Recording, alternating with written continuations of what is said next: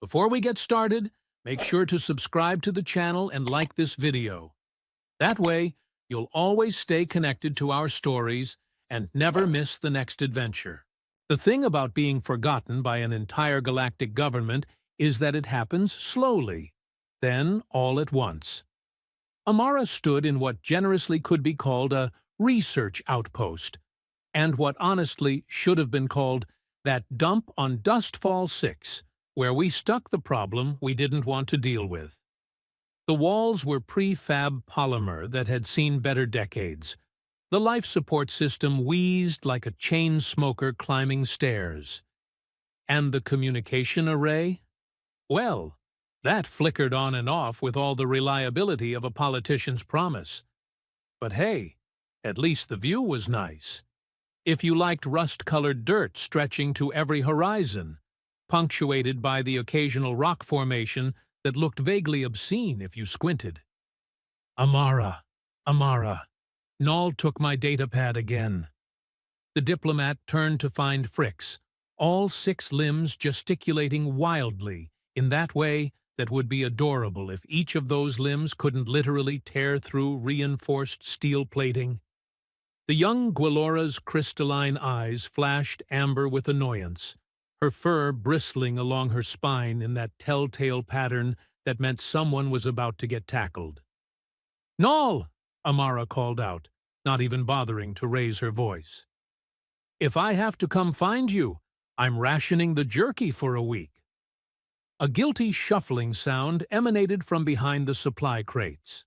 Moments later, Null slunk into view, the datapad clutched in his front paws, his massive frame somehow managing to look sheepish, despite being roughly the size of a small cargo shuttle. For a species that could hunt megafauna across ice plains and had historically been the apex predator on every continent of their homeworld, the Gwillora cubs had mastered the art of looking pathetically innocent when caught red-handed. "I was just borrowing it," Null mumbled, his translator necklace converting his growling vocalizations into passable coalition standard.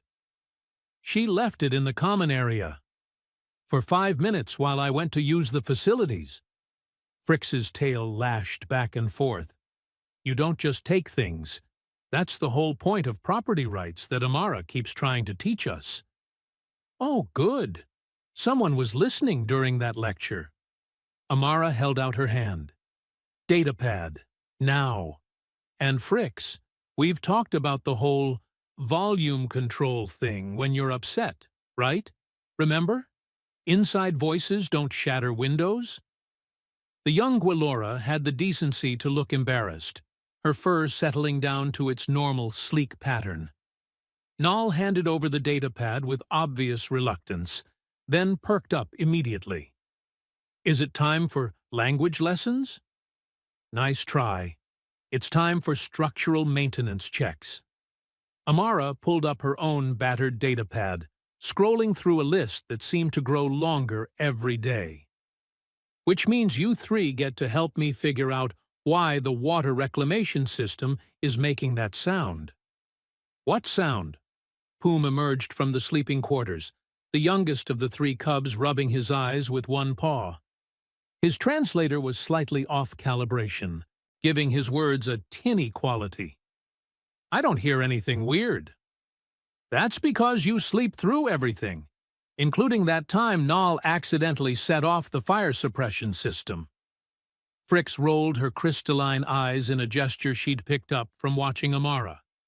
It was equal parts endearing and unsettling to see a massive predator species adopt human mannerisms. "Some of us have working ears." "My ears work fine. They're just selective." Amara bit back a smile. 4 months. 4 months since she'd arrived at this forgotten corner of Coalition space with 3 traumatized Gwillora cubs who'd watched their entire colony get bombed into radioactive glass by extremist factions who thought the universe would be better off without predator species. 4 months of teaching them coalition standard, basic mathematics, interspecies etiquette, and how to not accidentally break everything they touched, because growing cubs didn't quite understand their own strength yet. 4 months of supply ships that were supposed to arrive every 3 weeks, but hadn't shown up in 8.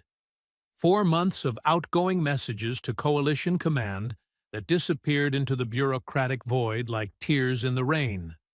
Poetic. Useless, but poetic. All right, team. Amara clapped her hands together. Maintenance time. Null, you're on wrench duty. Fricks, you're documenting everything on the datapad. And Poom, you're my light source because the portable illuminators died last week, and apparently replacement parts are on back order until the heat death of the universe. Can we have jerky after? Null's ears perked up with hope. We're rationing. You know this. But we're helping with maintenance. You live here. Maintenance is called not wanting the walls to collapse on us in our sleep. It's in everyone's best interest. Amara headed toward the access panel that led down to the facility's guts, the cubs trailing behind her with varying degrees of enthusiasm.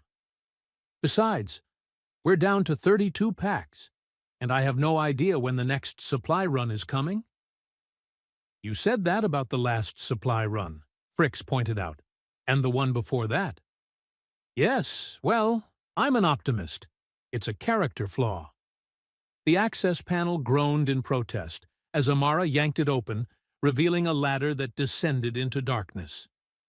Also, I'm technically required by Coalition Charter to maintain hope that the bureaucracy will remember we exist.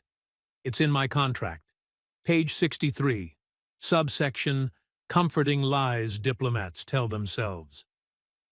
Poom's laugh was a rumbling sound that vibrated through his chest.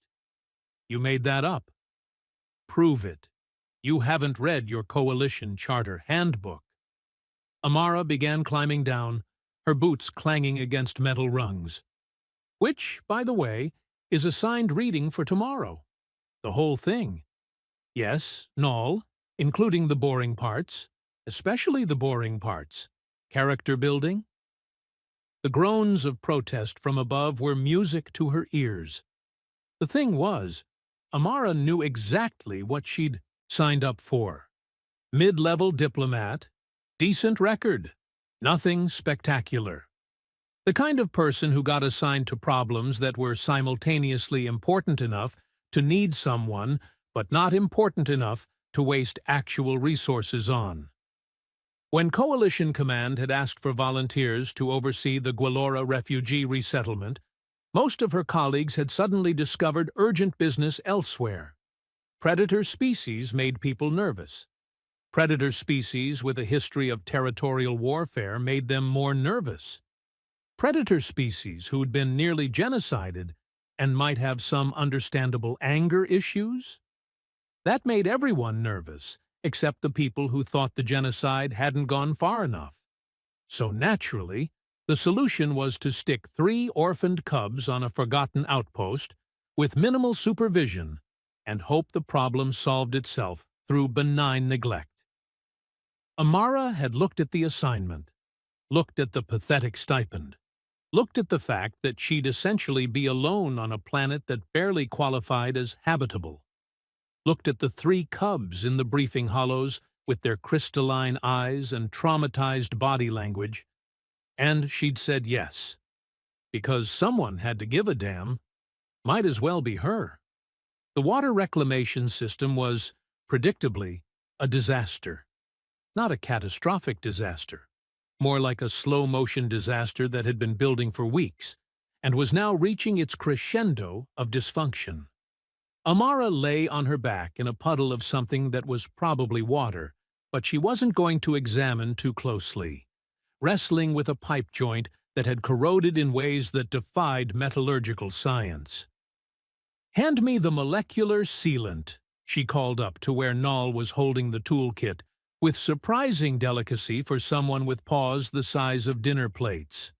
The what? The tube with the blue label that says molecular sealant on it. Oh, that. Null rummaged through the kit. We're out. We can't be out. I specifically inventoried. Amara trailed off, remembering. Right. The inventory she'd done was based on the supply list from 2 shipments ago. The shipments that never arrived. Okay, Plan B, hand me the adhesive compound. Also out. Industrial tape? Does it count if it's mostly used up and the rest is stuck to itself? Amara closed her eyes and counted to 10 in 3 different languages. It was a meditation technique she'd learned during diplomatic training. It mostly just gave her time to think of creative profanity in multiple tongues. Fricks, please tell me you're getting all this documented for when I file my official complaint with command.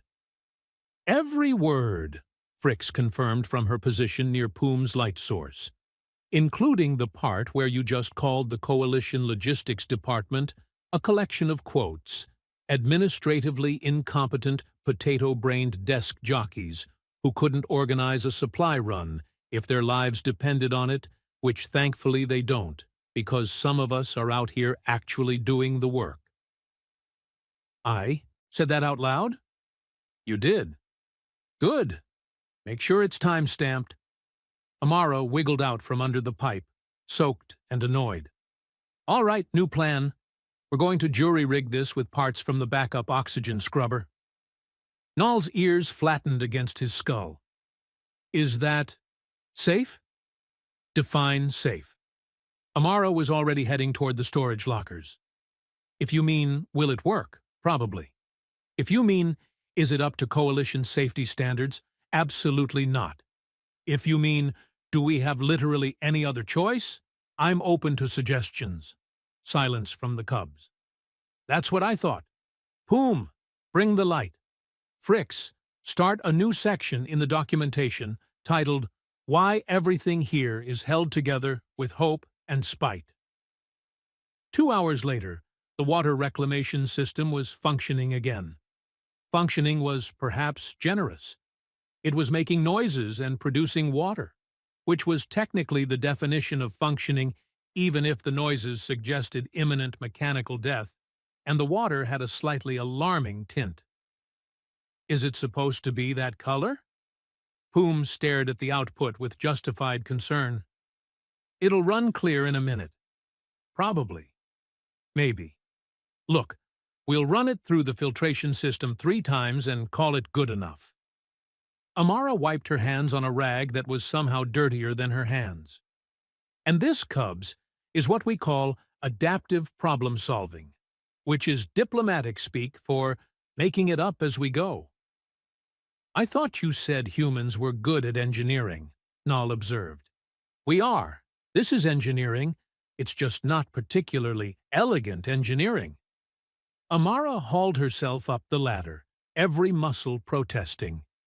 She was in decent shape for a diplomat, which meant she was in terrible shape by military standards, and even worse shape compared to a species that could run down prey for 3 days straight without stopping. Besides, you want to know the secret of human success in the Coalition? What? All 3 cubs looked up at her with those unnerving crystalline eyes. We're really, really good at making things work with insufficient resources and no support. It's basically our species-defining trait. She reached the top of the ladder and offered a hand to help pull Noel up, then realized the absurdity of a human trying to pull a creature 3 times her weight. Noel politely pretended to need the assistance anyway. That and spite. Never underestimate the power of spite. Spite?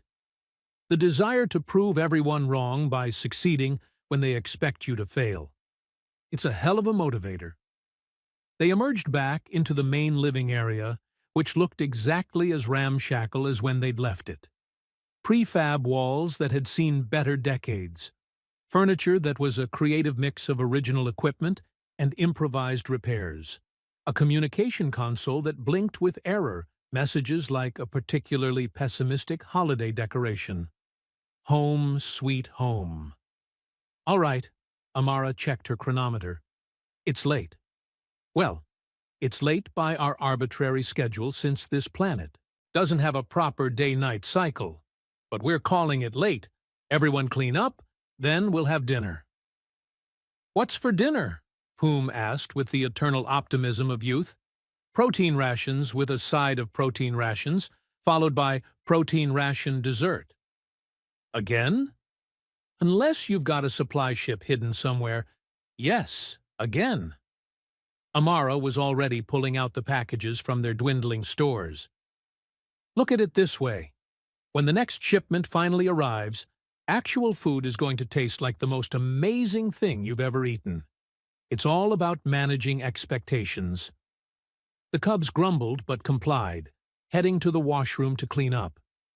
Amara watched them go, these massive predators who still carried themselves with the uncertain gait of children, and felt that familiar twist in her chest. They deserved better. Better facility. Better food. Better support. Better everything. They deserved to not be forgotten on the ass end of coalition space with a diplomat who was winging it on a daily basis. But this was what they had. So she'd make it work. Because that's what humans did. They made it work. Amara was halfway through preparing the least depressing presentation possible of protein rations when the communication console stopped blinking error messages and started blinking something else entirely. Proximity alert. She froze, staring at the screen. Then slowly, carefully, she set down the protein ration package and walked to the console. Probably just a supply ship. Finally. After weeks of delays, they'd remembered the forgotten outpost existed. But supply ships didn't trigger proximity alerts. They sent approach signals, requested docking clearance, followed proper protocols. This was something else. Amara pulled up the external sensors, such as they were.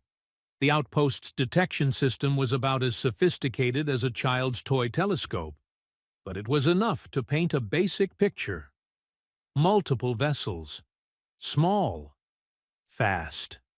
Following an approach vector that was definitely not standard procedure. "Cubs!" she called out, keeping her voice carefully neutral. "Change of plans.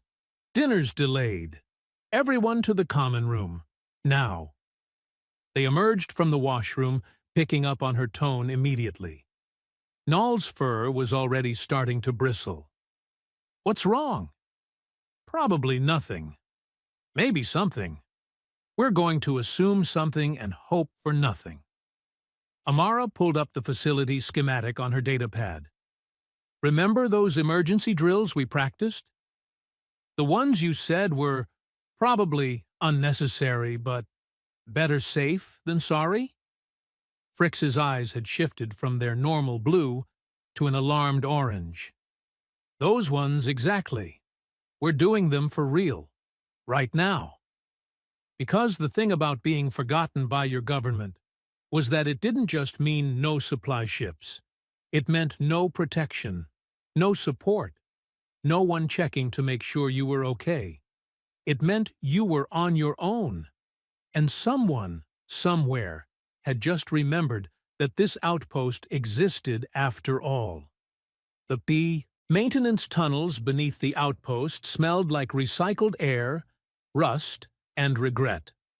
Amara had discovered them 3 weeks into her assignment while trying to find where the power conduits kept shorting out.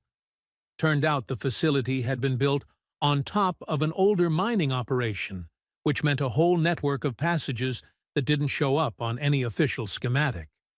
At the time, she'd thought it was interesting. Now, she thought it was life-saving. "Stay quiet. Stay together. Stay put until I come get you." Amara pressed the emergency supply pack into Null's paws. Water, rations, a basic medical kit, and one of the 2 working handheld communicators. "You remember the protocol?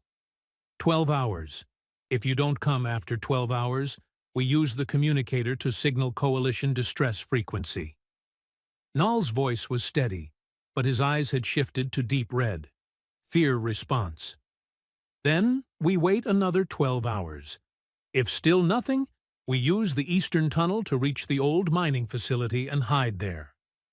Good. That's good. Amara squeezed his shoulder, feeling the corded muscle beneath the fur.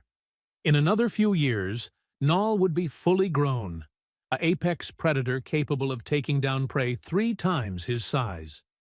Right now, he was a scared kid, trying to be brave. Fricks, Poom, you stay with Nall. Whatever happens, you 3 stick together. What about you? Poom's voice was small, younger than his usual bravado. I'm going to go see who's dropping by unannounced and convince them that visiting hours are over. Amara tried for a smile. It probably looked more like a grimace. Maybe it's just a supply ship with a broken transponder. Maybe it's pirates looking for easy salvage. Either way, you're safer down here. You should come with us, Fricks insisted. If it's dangerous, you should hide too. Someone needs to buy you time if things go wrong. And between the 4 of us, I'm the most expendable. Amara held up a hand before they could protest. That's not self-pity. That's tactics. You 3 are what matters here. You're kids. You deserve a chance to grow up. My job is to make sure you get that chance. The sounds of landing ships reverberated through the facility's walls. Multiple vessels, by the sound of it. Amara's stomach clenched. Go! Now!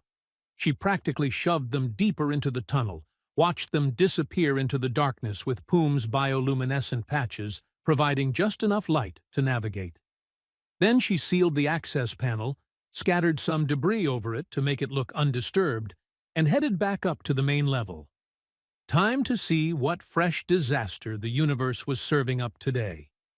The external cameras gave her a front-row seat to the worst-case scenario. 6 vessels, all bearing the same marking. A stylized skull wreathed in smoke. Wraith Collective. Mercenaries. Guns for hire. The kind of people who took contracts that legitimate military forces wouldn't touch. The kind of people who got paid to finish what genocidal extremists started. Amara pulled up the internal defense systems, then laughed bitterly at herself. Defense systems. Right. This facility had exactly one. A door lock that was maybe 30 years old and definitely not rated for determined assault. Everything else, the weapons lockers, the shield generators, the automated defenses, all of it had been stripped out when the outpost was decommissioned as a military installation and repurposed for research. Research was peaceful. Research didn't need guns. Research was also apparently a polite way of saying, dumping ground for problems we don't want to deal with. The main airlock cycled with a hiss. Amara stood in the center of the common room, hands visible, posture deliberately non-threatening. Maybe this was a misunderstanding.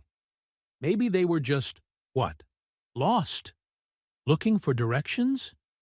20 armed figures poured through the airlock, weapons raised, moving with the practiced efficiency of people who killed for a living. So much for misunderstandings. Well, Amara said conversationally, this is either a really aggressive census check, or I'm about to have a very bad day. Please tell me it's the census thing. The leader, a Dralix male with cybernetic enhancements that probably cost more than the entire outpost, stepped forward. His weapon, some kind of plasma rifle that looked like it could vaporize a shuttle, was pointed casually at her chest. Amara, human diplomat, mid-level, unremarkable record, assigned to Gwilora Refugee Oversight. You've done your homework. I'm touched. She kept her hands visible, kept her voice light. Though I have to say, if you wanted an appointment, you could have just called ahead. We're pretty casual about protocol out here. Where are they? The leader's translator gave his words a mechanical edge. The Gwilora cubs, 3 juveniles, ages 8 to 11 standard cycles. Where? You're going to have to be more specific. I oversee a lot of refugees. A lie. A pointless lie that bought maybe 30 seconds. But 30 seconds was 30 seconds. The leader's weapon didn't waver. We have thermal scanners. We know there are 4 life signs in this facility. You're 1. That leaves 3. He gestured, and several mercenaries began spreading out, scanners in hand. You can make this easy or hard. Outcome's the same either way. Let me guess, Amara said, still keeping that conversational tone even as her heart hammered against her ribs. Someone paid you to finish what those extremist nut jobs started. Wipe out the Guilora. Make sure there's no chance of the species recovering. Very thorough. Very genocidal. Very illegal under about 15 different coalition laws. Coalition laws. The leader actually laughed. Coalition abandoned this outpost months ago. No supply ships. No check-ins. No support. You're not under coalition protection anymore. You're just, what's the human phrase? Collateral damage. Collateral implies accident. This seems pretty intentional. One of the E-Tiger mercenaries was heading toward the storage area, toward the scattered debris that hid the access panel. Amara's mind raced. Look, whatever you're getting paid, I can double it. With what? This facility's budget wouldn't cover our fuel costs. Then how about this? You leave, I don't report this to Coalition Command, and everyone walks away with their lives and legal records intact. She was backing up slowly, drawing attention to herself, away from the access panel. Seems like a fair trade. Your distress signals have been going out for 8 weeks. The leader's smile was not pleasant. No one's coming. No one cares. Coalition has bigger problems than 3 predator cubs and a diplomat they already wrote off. He wasn't wrong. That was the thing. He was absolutely, completely, devastatingly not wrong. But here's the thing about spite. It doesn't care about logic. Well then, Amara said, and dove for the weapons locker. She didn't make it. Didn't even come close. Plasma rifle shot took her in the shoulder, spinning her around and slamming her into the wall with force that knocked the breath from her lungs. Pain. Immediate. Absolute. The kind that whites out thought and replaces it with pure, screaming nerve endings. But pain meant alive. Alive meant moving. Amara scrambled behind a support pillar, clutching her shoulder. The smell of burned flesh, her flesh, made her stomach heave. Okay, she gasped out. So we're doing this the hard way. Good to know. Last chance, the leader called out. Tell us where they are, and we make it quick for you. Here's my counteroffer. Amara slapped the emergency control panel beside her. You can go straight to hell. The facility's gravity plating fluctuated wildly as she overrode the safety protocols, sending several mercenaries stumbling. Not much. Not enough. But it bought seconds. She ran. Not away. That would have been the smart move. The survival move. She ran toward the storage area, toward where the mercenary with the thermal scanner was getting too close to the access panel. Grabbed a tool from the maintenance station and swung with everything she had. The mercenary's scanner shattered. So did several of his fingers. His scream was immensely satisfying right up until return fire caught her in the leg. Amara went down hard, momentum carrying her forward in a graceless tumble that ended with her sprawled across the debris pile, right on top of the access panel, covering it with her body. Oh, well, that was one way to protect it. Stay down! The leader was approaching, weapon raised.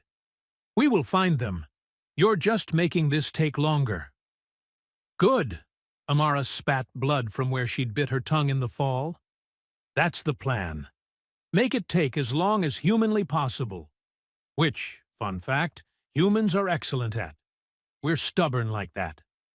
The thermal scanner was pulling multiple hits now. The mercenaries had triangulated the location. Underground, beneath the storage area, beneath where Amara was, currently bleeding all over the floor. "Move," the leader ordered. "No. Move, or we move you." "You can try." Amara shifted, getting her good leg under her despite the agony from the wounded one. Her shoulder was a bonfire of pain.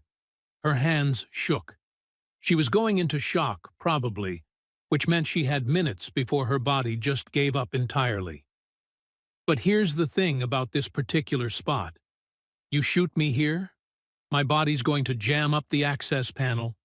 You'll have to cut through me to get down there. That takes time. Time for them to get deeper into the tunnels.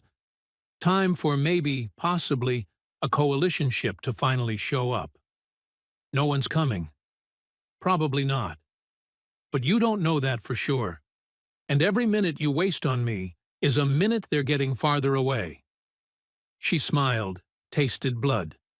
"So, what's it going to be? You going to stand there and debate with the stubborn human?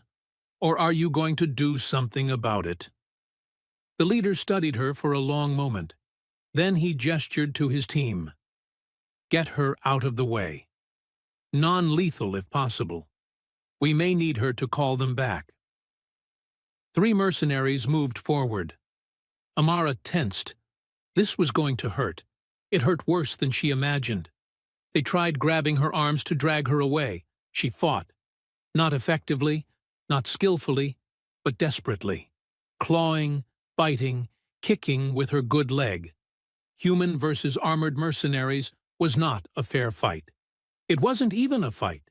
It was a massacre. But it was a loud massacre. And it was a slow massacre. And every second they spent subduing her was another second the cubs had to hide. A rifle butt to her ribs.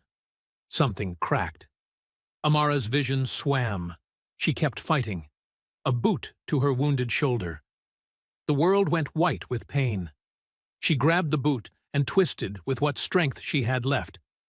"Just shoot her," someone snarled. "This is taking too long." "No," the leader snapped. "We need her conscious in case they won't come out. Just get her off the panel." Finally, they succeeded. Dragged her away from the access panel, threw her against the far wall where she crumpled like a broken puppet. Amara tried to stand. Her legs wouldn't cooperate. Tried to crawl. Her arms gave out. She watched, helpless, as they pried open the access panel. Watched them drop thermal grenades down into the tunnels to flush out any heat signatures. Watched them descend, one by one, into the darkness below. No. No, no, no. Amara's hand found the communicator at her belt, the one connected to Null's unit.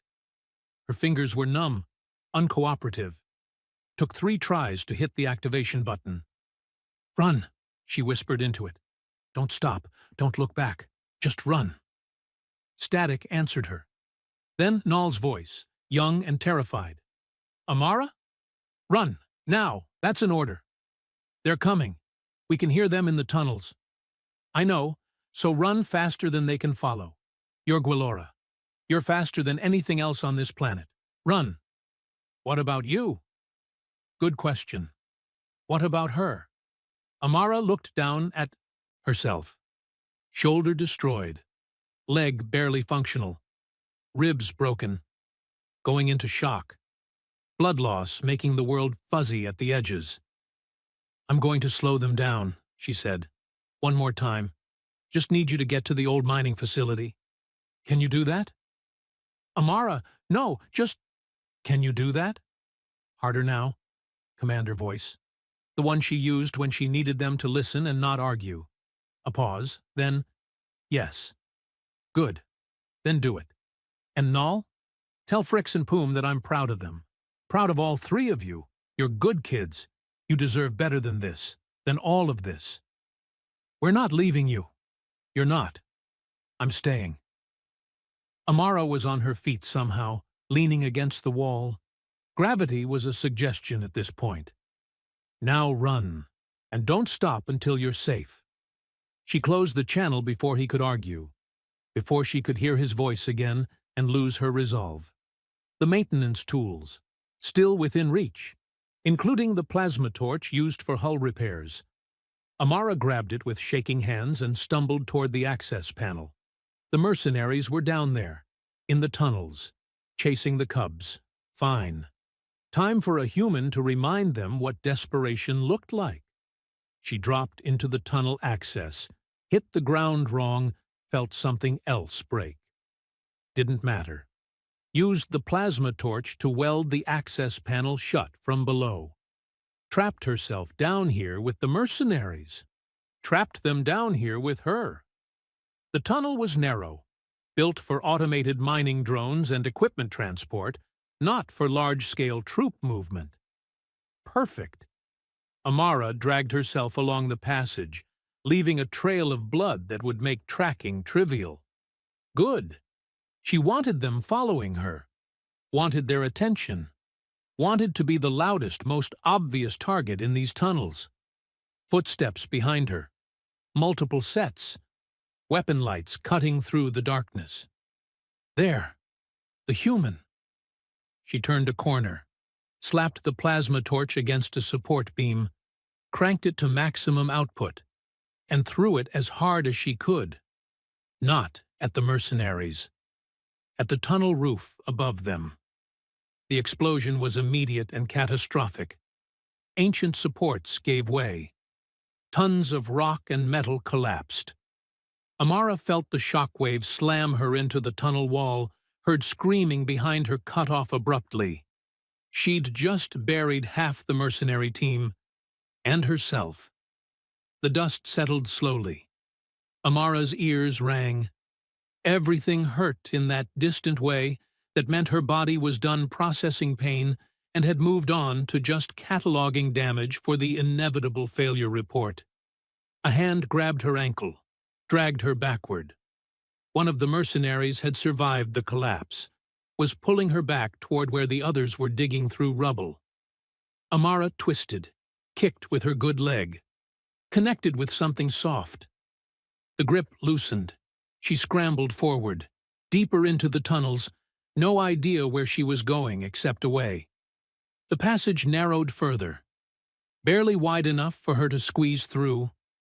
Too narrow for armored mercenaries. Perfect.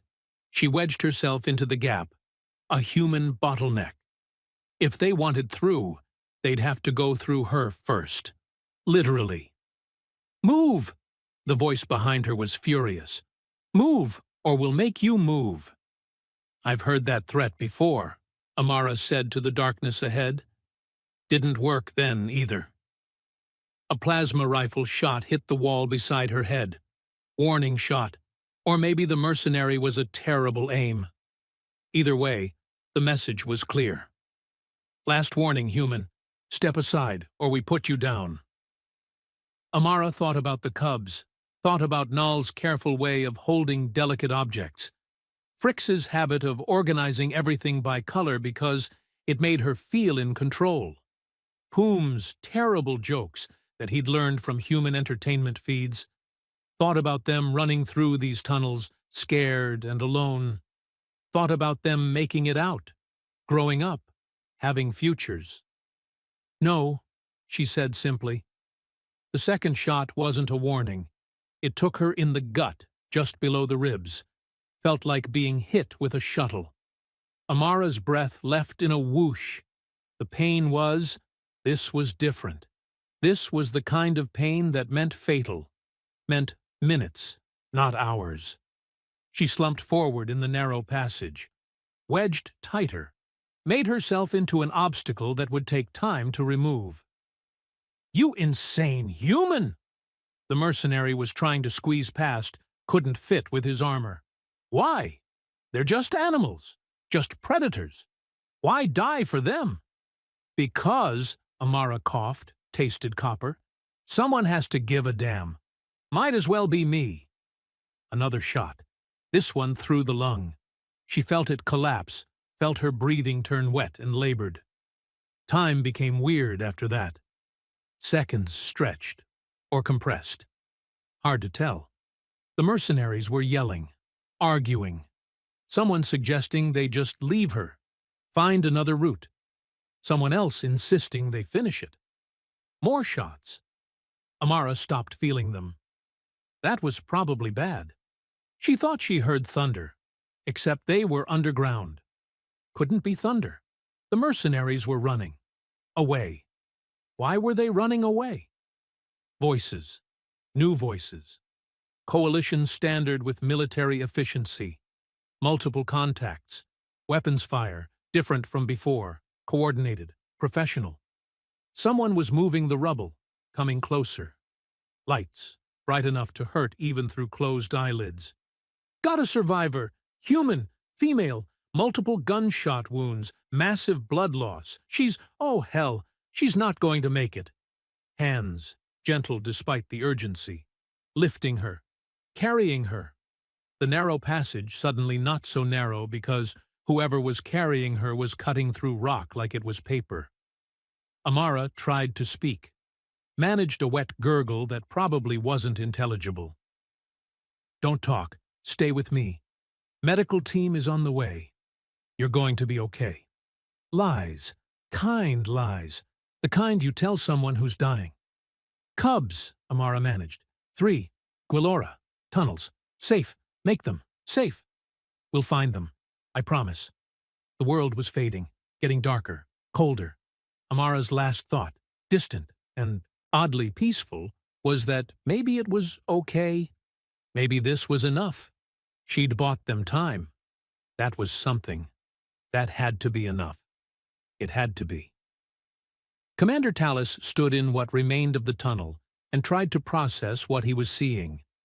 The human diplomat, Amara, had wedged herself into a passage barely wide enough for a child. 16 direct hits. The medical scanner didn't lie. 16 separate plasma rifle shots, any one of the last 8 fatal on their own. And she hadn't moved. She turned herself into a barricade, his second-in-command whispered. Bought the Cubs time by making herself an obstacle they couldn't get past quickly. Tallis had been in combat for 23 years. He'd seen soldiers make last stands, seen people sacrifice themselves for their units, seen heroism in 1,000 different forms. He'd never seen anything like this. Status on the Gwillora juveniles? Found them in the eastern tunnels. Scared but unharmed. They're asking about her. Tell them. What? Tell them what? That the human who'd protected them was dead? That she'd taken punishment that would kill most species 3 times over just to buy them minutes? That the Coalition Elite Guard, the best of the best, had arrived 18 hours too late because some bureaucrat in command had flagged their distress call as non-priority? Tell them she succeeded, Tallis said finally. Tell them they're safe because of her. The medical team was already preparing the body for transport. Protocol, procedure, all the official steps that felt obscene in the face of what had happened here. Tallis accessed his command logs, found the timestamp on the original distress call. 18 hours. They'd had 18 hours to get here. Instead, they'd spent 16 of those hours waiting for authorization to deploy, because Gwillora refugees weren't considered strategically significant. Sir? His tactical officer approached carefully. The mercenaries we captured are talking. Wraith Collective, hired by anti-Gwillora extremist groups. This was an assassination contract. Wipe out the last Gwillora cubs to ensure species extinction. Understood. Tallis kept his voice level, professional. Process them through Coalition justice system, full charges. And the cubs, sir? Good question. Where did 3 orphaned predator juveniles go when the one person who'd cared about them was dead? Back into the system? Another forgotten outpost? Another diplomat who'd see them as a problem instead of children? They're coming with us, Tallis decided. Crimson Wing adoption protocol. We failed them once. We don't get to fail them twice. His team stared at him. Adoption of non-coalition military species by active units was virtually unheard of. Sir, that's an order. Anyone have a problem with that? Silence. Then slowly, one by one, his team shook their heads. Good, because someone just taught us what real courage looks like. Talus looked at Amara's body, at the evidence of a person who'd refused to move even when every rational instinct screamed to run. And the absolute least we can do is make sure her sacrifice meant something. He pulled up his command interface. Time to file some reports. Time to make some changes. Time to make sure this never happened again. 6 months later, the Crimson Wing outpost hummed with unusual energy. Talus watched from the observation deck as Null ran combat drills with the precision of someone 3 times his age. Fricks was in the tech lab, her natural aptitude for systems analysis making her invaluable. Poom, despite his youth, had become the squad's unofficial morale officer, his terrible jokes somehow beloved by soldiers who'd seen too much darkness. They wore modified guard armor now. On each breastplate, etched in careful script, Amara, who stood. Commander. Lieutenant Graves approached, datapad in hand. The Council wants another report on the Nix Protocol implementation. The Nix Protocol, named for a mid-level diplomat who'd shown the entire coalition military what happened when bureaucracy valued paperwork over lives. Now, any distress call involving protected refugees triggered immediate military response. No committees, no authorization delays, no more 18-hour waits while people died. Tell them it's working exactly as intended. Talus pulled up the statistics. Response times down by 92%. Successful rescues up by 88%. Lives saved that wouldn't have been, all because one human had refused to move. They're also asking about the Cubs again. Questions about whether active military units should be, quote, daycare facilities for non-coalition species. Tell them, Talus said carefully, that the Cubs are training as coalition scouts. Tell them that Null has the highest tactical assessment scores in his cohort. Tell them that Fricks cracked that encryption protocol our best analysts couldn't break. Tell them that Poom's language aptitude means he's fluent in 8 coalition dialects. And if they still object, then tell them that the Crimson Wing takes care of its own. And those Cubs became ours the moment we dug through that tunnel and saw what their guardian died to protect. Graves nodded, made a note. Also, sir, it's the anniversary. The Cubs want to go to Dustfall 6, to her memorial. Right, 6 months to the day. Talus checked his schedule, cleared it without hesitation. Prep transport. We're all going. The memorial on Dustfall 6 was simple. A plaque on the outpost wall, above the sealed tunnel entrance. Amara's last recorded message played on constant loop, her voice matter of fact, even while bleeding out. To whoever finds this, the Cubs are innocent. They deserve protection, not persecution. They deserve futures. Make sure they get them. The Cubs, young adults now, stood in formation before the memorial. They'd brought offerings, protein ration packs, the kind Amara had stretched to feed them. It had become tradition. Human snacks for a human who died, making sure they had enough to eat. Null spoke first, his translator crisp. We remember the human who didn't run, who taught us that strength isn't about teeth or claws, who showed us what protection really means. Fricks added, who made terrible jokes while fixing water systems, who rationed supplies but never hope. Poom's voice cracked slightly. Who called us Cubs like it meant family, who died so we could live. Together, Someone gave a damn. It was her. Now it's us. Talus stood with his team, watching these young Gwillora honor a diplomat the coalition had forgotten. The irony was sharp enough to cut. They'd been trained to be the elite, the best of the best, the ones who arrived in time to save everyone. And they'd learned what real heroism looked like from someone who'd never held a weapon, never received combat training, never expected to be anything more than a mid-level bureaucrat babysitting the unwanted. She'd been more elite than any of them. "Commander?" Nall approached after the ceremony. "Permission to speak freely?" "Granted. We're opening a new refugee facility next month. Outpost volunteers needed." The young Gwillora's crystalline eyes were steady. "We'd like to go, to pay it forward." Talus felt something in his chest loosen. "Approved, but you're taking a full guard escort this time. We learned that lesson." "Understood, sir." Nall hesitated. "She'd be proud, right? That we're continuing her work?" "She'd be proud you survived," Talus corrected gently. "Everything else is just bonus. But yes, I think she'd be very proud."